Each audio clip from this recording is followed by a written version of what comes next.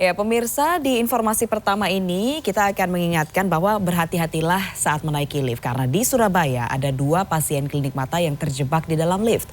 Proses evakuasi berlangsung cukup sulit karena lift berhenti di antara lantai 3 dan juga lantai 2 gedung. Masih dari Surabaya, insiden serupa juga terjadi di jembatan penyeberangan orang di depan Hotel Tunjungan Surabaya. Seorang penyeberang jalan juga terjebak di dalam lift.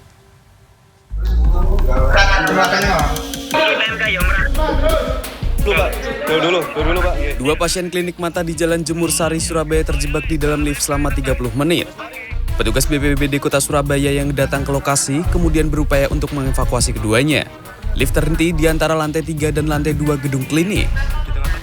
Petugas BPBD kemudian membuka paksa pintu lift dan mengevakuasi kedua orang dari dalam lift. Sukarji, salah satu pasien, mengaku saat kejadian dirinya hendak melakukan operasi mata katarak dan diantar anaknya. Pasca lift macet, BPBD Kota Surabaya meminta manajemen klinik mata untuk melakukan perbaikan. Nggak bisa gitu aja cuma. Macet berapa jam di situ, Pak? Setengah jam. Ya. Terus sempat nembel tombol darurat nggak? Iya. Itu anak saya.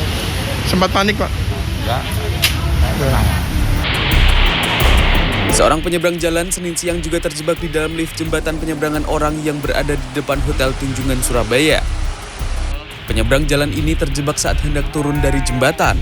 Untungnya, dalam waktu 10 menit teknisi lift datang ke lokasi. Menurut tim penyelamat Dinas Pemadam Kebakaran Kota Surabaya, saat kejadian lift JPO sedang rusak dan membutuhkan perbaikan. Wahyu Pratama Putra, Surabaya. Laga final pertandingan sepak bola di Kabupaten Mandailing, Natal, Sumatera Utara berakhir ricuh. Ya, diduga tidak puas dengan hasil akhir, supporter kedua kesebelasan terlibat adu jotos.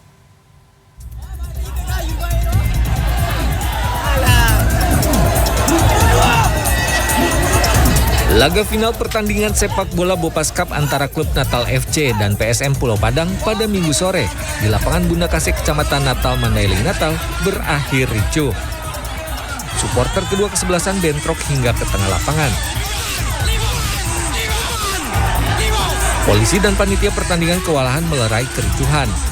Beberapa orang di antara petugas keamanan bahkan jadi sasaran amuk massa.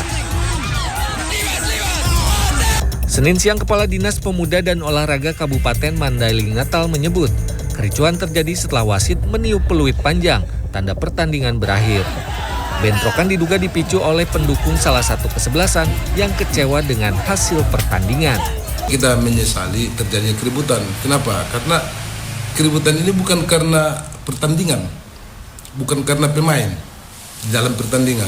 Keributan ini terjadi setelah pertandingan berakhir dan mau penyerah Nadia. Kericuan berakhir setelah polisi melerai kedua supporter. Azhar Effendi Manurung, Mandailing, Natal, Sumatera Utara.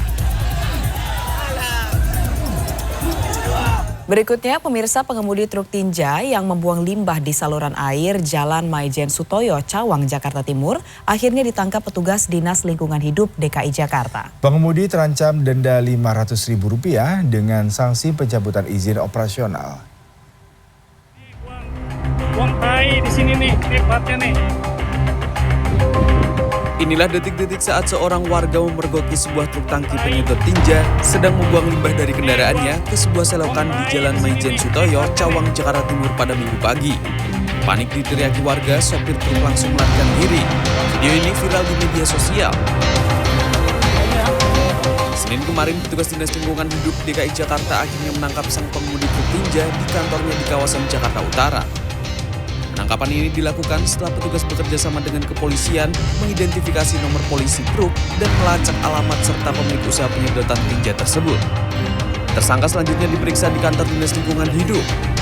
Jika terbukti kerap membuang limbah di sembarang tempat, tersangka akan dikenakan sanksi denda Rp500.000. Pemilik usaha penyedotan tinja juga terancam dicabut izin operasionalnya. Sanksi ini mengacu pada Peraturan Daerah Nomor 8 Tahun 2007 tentang Ketertiban Umum. Ya, sudah dikasuskan, nanti setelah BAP baru kita ketahuan ya. Bisa jadi dia kena sanksi administratif berupa denda, bisa juga kita rekomendasikan pencabutan izinnya. Ternyata, kejadian tangki penyedot tinja yang membuang limbah ke selokan air tidak hanya sekali ini saja. Pertengahan Mei lalu, sebuah tangki penyedot tinja juga kepergok sedang membuang limbah ke selokan di Jalan Ahmad Yani, Matraman, Jakarta Timur. Tersangka kemudian dikenakan sanksi denda Rp500.000 oleh Dinas Lingkungan Hidup DKI Jakarta. Ulah truk tangki penyedot tinja membuang limbah secara sembarangan ini tentu membahayakan. Selain mencemari lingkungan, limbah yang dibuang sembarangan juga menimbulkan bau tidak sedap. Tim Liputan CNN Indonesia.